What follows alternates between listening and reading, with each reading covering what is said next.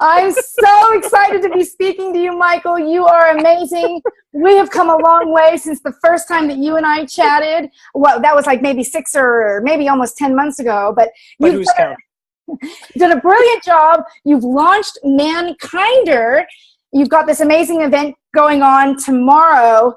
And before we get into all of that, though, Michael, can we just do a little bit of a background of where you started from and how you got to where you are right now, talking about truth and promoting these wonderful people? Do you want to hear about my naive childhood? Yes, we all have a little bit of a naive childhood. I was 45 years in the making of being naive until I woke up to the reality of this world. So, yeah, I hear you. So I had parents of impeccable integrity, and they raised me Roman Catholic like them, and in Chicago, where they believed in the truth and inviolability of their politicians and their Roman Catholic Church and their doctors and lawyers and corporations. Everything must be just as honest as they were. And eventually I had to come to the realization and come out of the bubble and understand that the world was a far darker place than I had been coddled to believe. Yeah.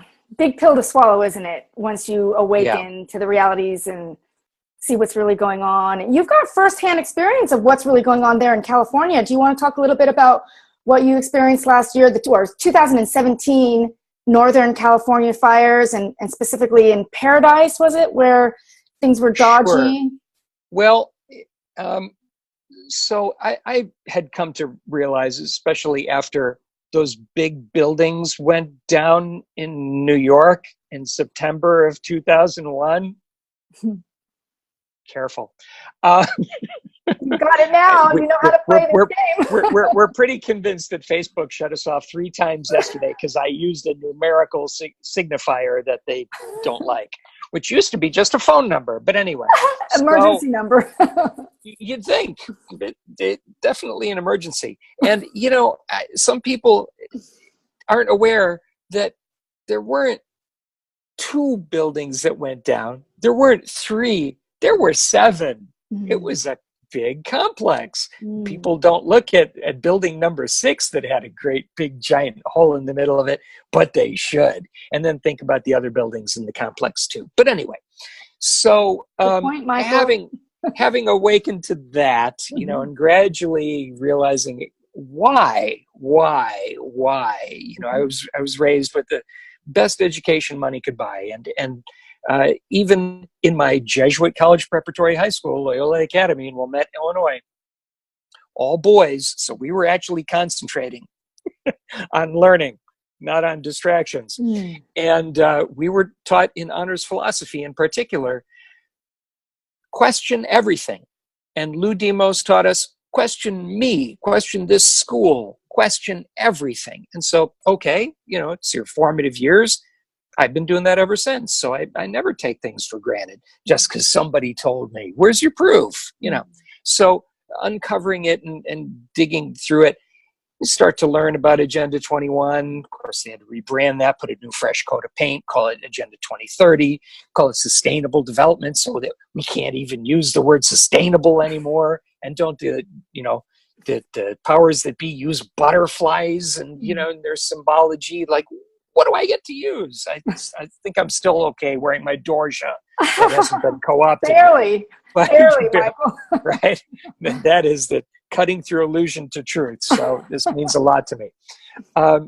So by the time October 2017's Northern California fires hit, mm-hmm. and then December 2017's Southern California fires hit, I realized, oh, yeah, this was coming, wasn't it? Mm. So I was in solid research and depression. October, November, December ruined the whole holiday season for me. Mm-hmm. And so I was looking at, okay, who's on the front lines? Who's giving the real truth and breaking information, right? So I parsed through all that. So then when the Northern and Southern fires happened simultaneously in 2018, I was like, oh, right, of course this was coming. I forgot to put it on my calendar. So first thing I did was make a little video and go, okay, if you care about this stuff, because I researched this last year, respond to this and let's start using the hashtag Stop California Fires. And then after I made the video and put it up, I went, wait a minute, hang on a second. Let me look this up.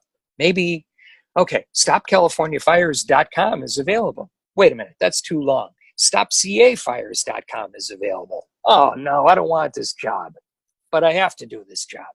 Because even with all the research I'd done, nobody was really pulling it all together and organizing and codifying it and coming up with, okay, how do we strategize the people and research? And because you can't just go to your city hall meeting, as I've been shocked that even my friends who lost their homes or lives or almost lost their homes in Malibu, they're still going to city hall meetings and saying, hey, why did you take our fire truck away? Like, why are you talking to these people? They're not going to give you a straight answer. They took your fire truck away, in Coral Canyon. They bought their own fire truck because in a previous time, they didn't get any service. Well, are you starting to see a pattern yet, guys? La, la, la, la, la. I don't want to, it's not going to go away. And if you keep ignoring it, it might come back because they didn't get everything. So, trying to get people activated and involved is like herding cats. So after several months of that, I even realized I don't know if I'm going to get any activity. And even the people that do know stuff, they don't want to say anything. They're afraid. Okay, maybe they've got children or a corporate job or loved ones. I ain't got any of that. So I get next to nothing to lose. So I'm like, screw it. I've been a public figure basically my whole life. I used to be funny. I started doing stand-up comedy and singing when I was 5. It's like, whatever. I'm used to getting heckled. So no big deal. So having done the Stop CA Fires and Stop California Fires and getting very little traction, and even this one fantastic group, they didn't want to talk to certain truthers because those truthers were also flat earthers. Now, I don't care if they believe in flat earth one way or the other. I just care about their expertise, in particular in this case, as you were hinting, on the Paradise Fire. Because this particular guy, I won't name right now because, I might get in trouble for naming a flat earther. He did like 85 videos on the Paradise Fires. Well, that's a massive amount of research. He was interviewing people. He was taking collections and bringing donations to people. Hey, let him believe in flat earth. It's a separate topic. Now, if he'd created a separate brand, it might have been easier to separate it. Say, well, this is his work just on the fires. It's okay. We can actually take him seriously. Come on. So this is the kind of thing that happens within the truth community is people are more concerned about, still, they're brainwashed into the divide and conquer routine. And I don't even know if they know it. So trying to put an umbrella organization where we concentrate on the things that unite us. So I had to come up with the right people that would actually hang in there even when it looked like nothing was happening, even when there were frustrations and difficulties. It's like my former business associate would say, first go on a first date, then go on some more dates and see if you still get along after you've had some challenges, and then really start the organization in earnest. So once I had the solid team and we had good relationships and real bonding, then boom, the name came to me after doing a lot of research. How do we decide if someone's nice, if you actually can hang with them? Are they kind? Kindness really just kind of separates everything out. It's really simple. So I was focused on kindness, and then I'm like, okay, what do we call it? Truthers United, Truth United.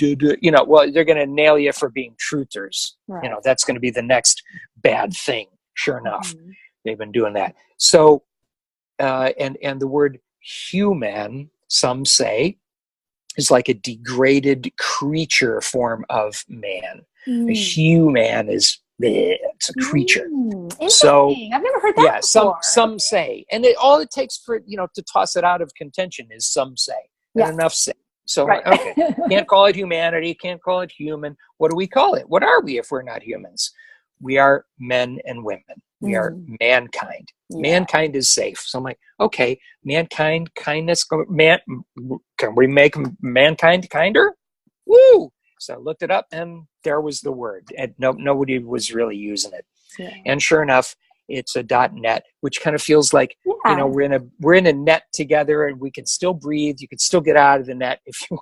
You're not That's trapped. wonderful. Well, we're in a net now, aren't we? So this is helping us get out of the net, but it's a wonderful net. Can we talk a little bit about what mankinder.net does in terms of who's part of this project and what are the topics that you're covering, and then let's talk about the event that you're having. Is it tomorrow or maybe the next day?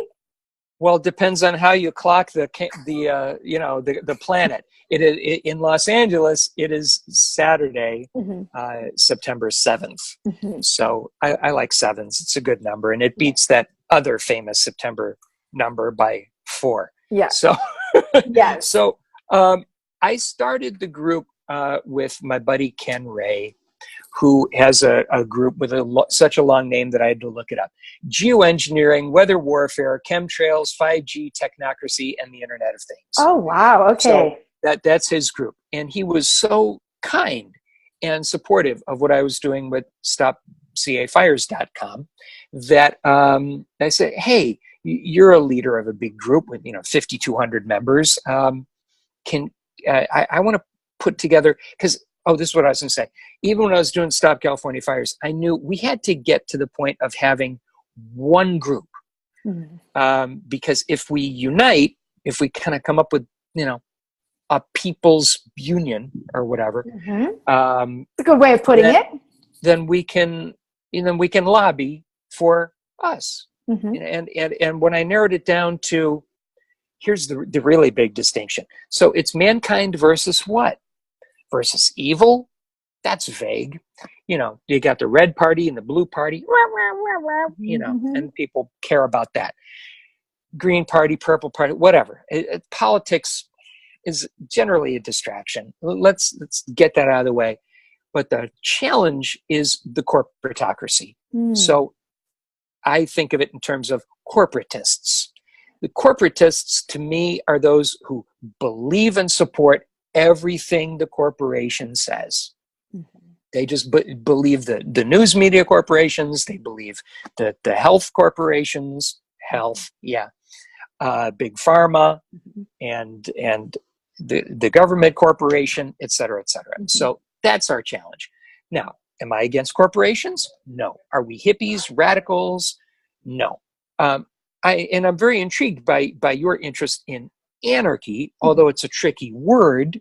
I'd be very interested to really kind of parse that out, because obviously the Anarchapulco, our much admired Max Egan, having been there, and Luke Rudkowski, except he pronounces it Rudowski. But anyway, is it a silent K? I didn't know that. And I grew up in a Polish neighborhood. But anyway, so, a lot of people are really supportive of that, and that's a valid direction. So, whatever works.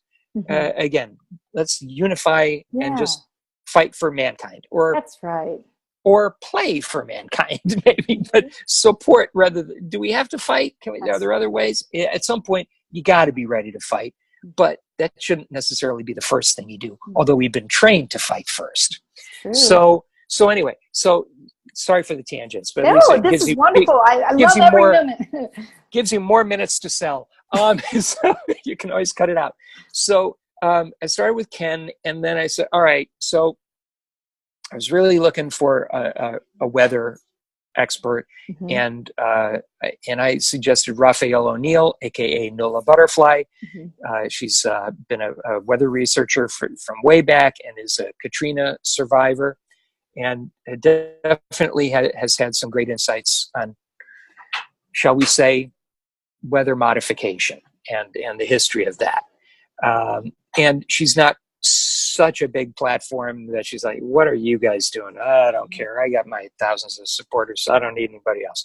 So Then from there, she suggested Sterling Hill. And Sterling Hill is also in New Orleans and also a Katrina survivor. And she's a DNA researcher. So she's expert on that. And then I picked a couple more people that came and went and were still all very, very good friends. And then I went with Kandy Griffin Vandawalker, who, according to Harold Kautzvella, is possibly the most expert person on Morgellons. And if y'all don't know what Morgellons is, look it up. I'd rather not talk about it. Because frankly, when I went to see Ilana Freeland speak here in Los Angeles at LA Skywatch last September, and I've admired her work for so long. I was the last person to talk to her and get the book signed and, and take a picture with her because, wow, big fan. And she was talking a lot about Morgellons. And my reaction was, oh, God, please, can we not talk about that? That's really freaky stuff. Nobody wants to hear about that. That's pretty out there. So I went home and I went, yeah, you know what? I better look into it. So I started researching it and realized, well, of course that makes perfect sense. Look at all the predictive programming and look at the technologies that it's based on. Of course that would be happening. They'd have to. Of course. So now it's just logical if you've done enough research. It sounds crazy if you haven't done the research. So that's how, digging in, I uncovered Kandy's group on Facebook, which has like 3,200 members.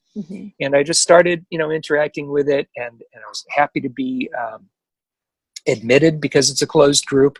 And, if somebody's difficult, they're out, but she gives them a chance,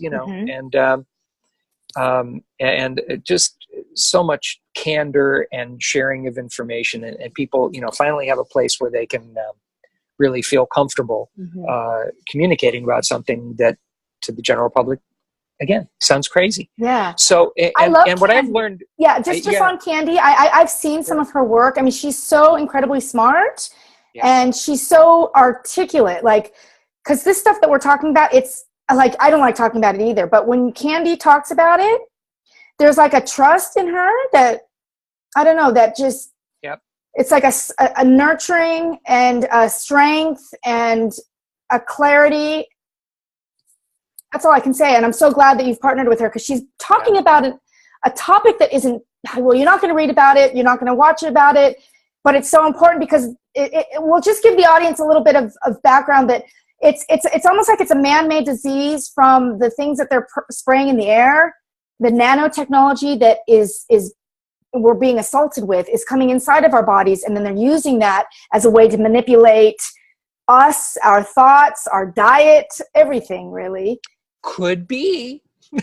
So the theory says. Yeah. So, look into it, folks, and see what you think. Yeah.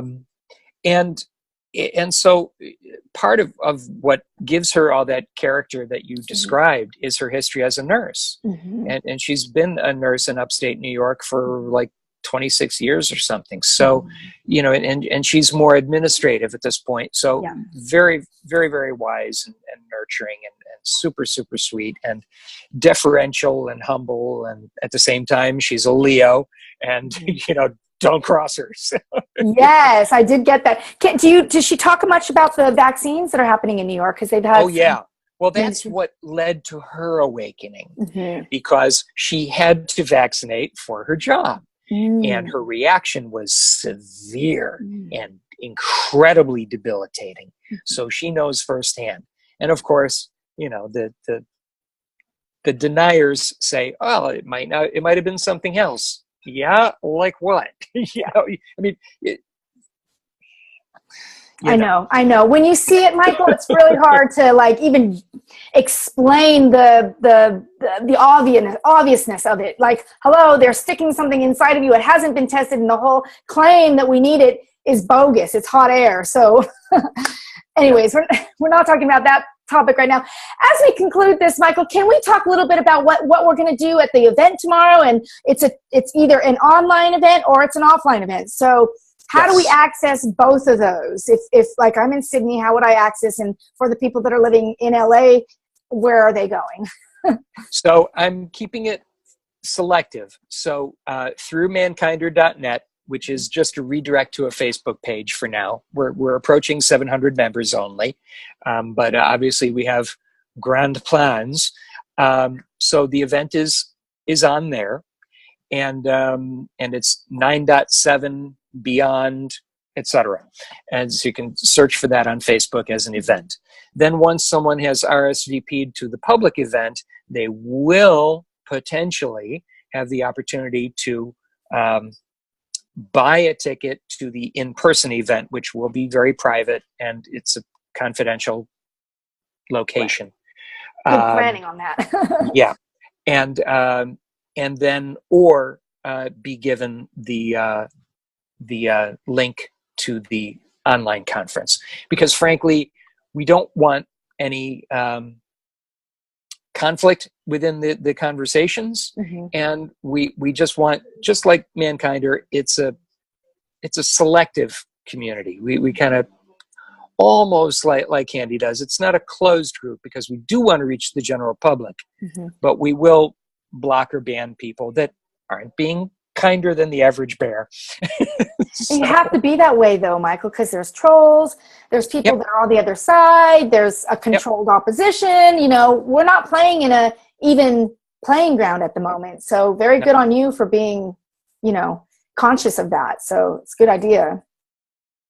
So, go on. Do you want to know a little bit more about like big plans? Yes, we do. We're going to have to conclude this. So in the next 2 minutes, if you want to give your grand vision, and also can we just clarify, to get to that event, they go to mankinder.net, which is going to redirect to Facebook, and that's going to enter you into the online event, and then you're going to randomly select, or you're going to personally invite people to the offline event, which is hosted in LA at a secret location on Saturday from 1 to 7 p.m. Pacific Standard Time. Theoretically, Pacific time, 1 to 10 p.m. We might not go that long. Yeah. But that's a pretty long day, but I can handle it if anybody else can. So we're making the schedule last minute, and it's all based on everyone else's availability and comfort. So in the last couple of minutes, plans for mankinder.net. One thing is to be to create a PR agency and rapid response team with all the data very easily available on all the relevant topics, all the assaults by the corporatocracy against mankind, so that we're able to counter ultimately the fake news. Frankly, may as well use that phrase. Also, all that information as it's put together will enable us to have educational programs. So if you already know about this and that, but you want to learn about something else, you'll be able to take online courses, so that people that have been giving away their information on YouTube should be able to sell it as a course. People have done massive amounts of work, and they should be able to benefit from that in a way that's more direct than YouTube giving you pennies per clicks.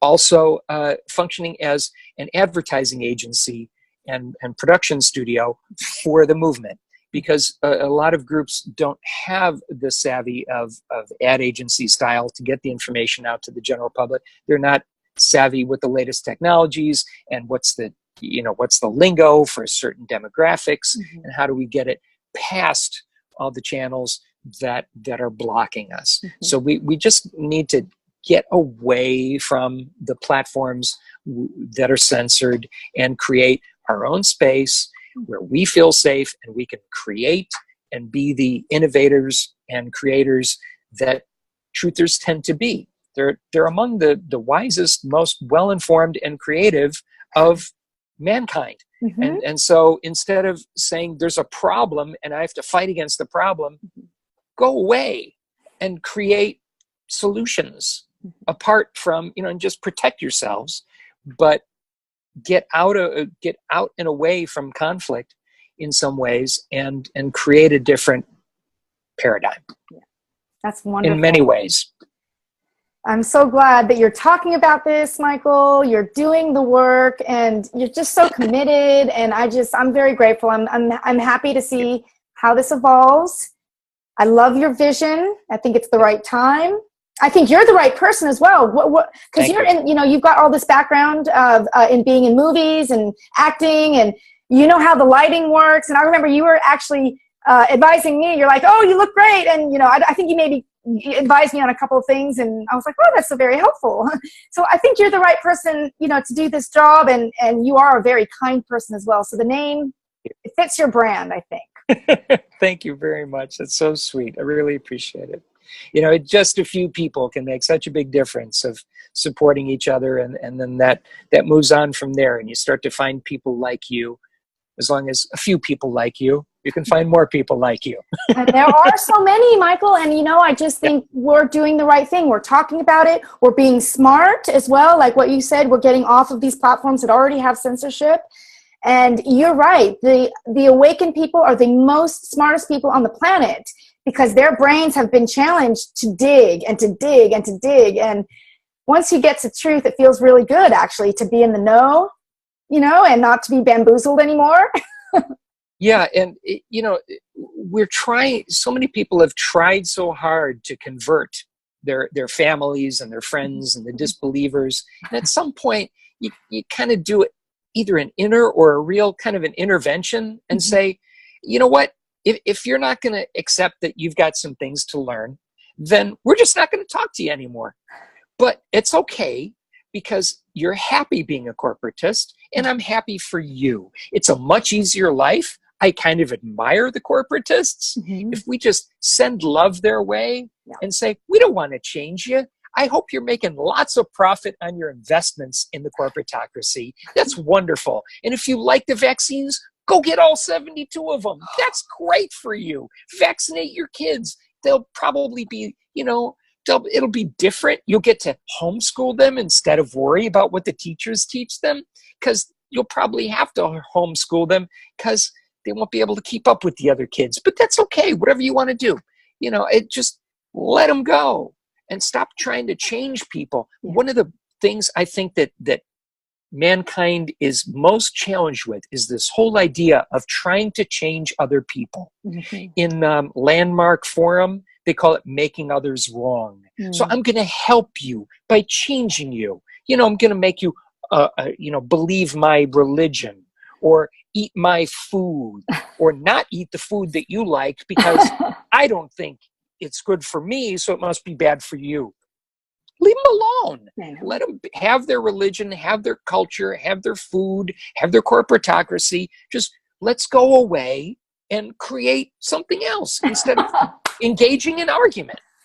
Imagine how much energy we have that we can focus on to creation instead of argumentation. You said it. I mean, I think that's part of our solution as well. It's brilliant. And let's just keep doing what we're doing. How about we come back in a few months' time to check in to see how mankinder.net is doing.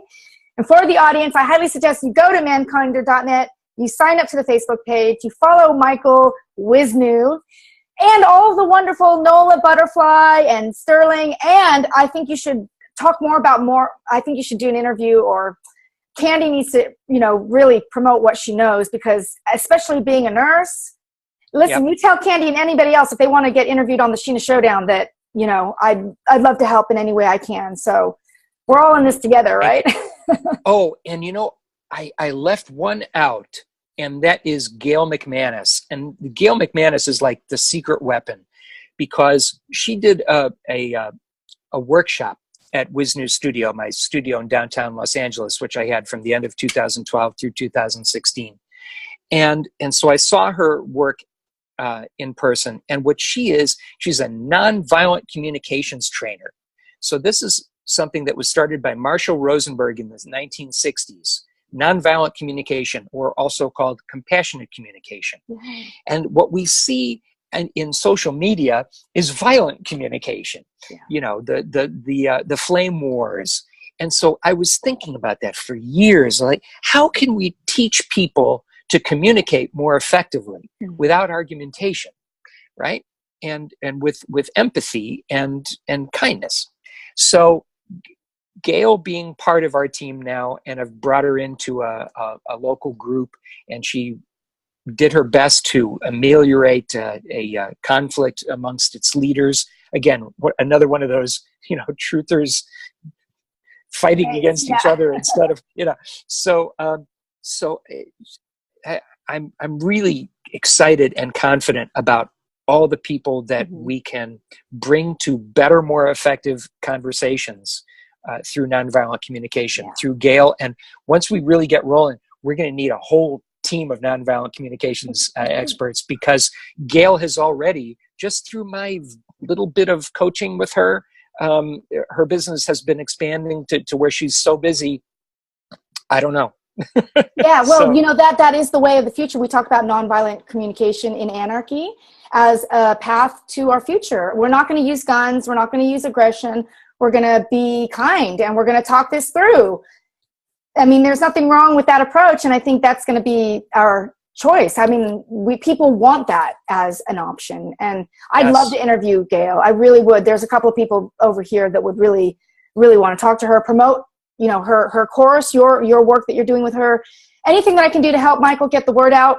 We're all, like I said, we're all in this together. So, hey dear, and that's Gail, Gail McManus, MCMANUS.com.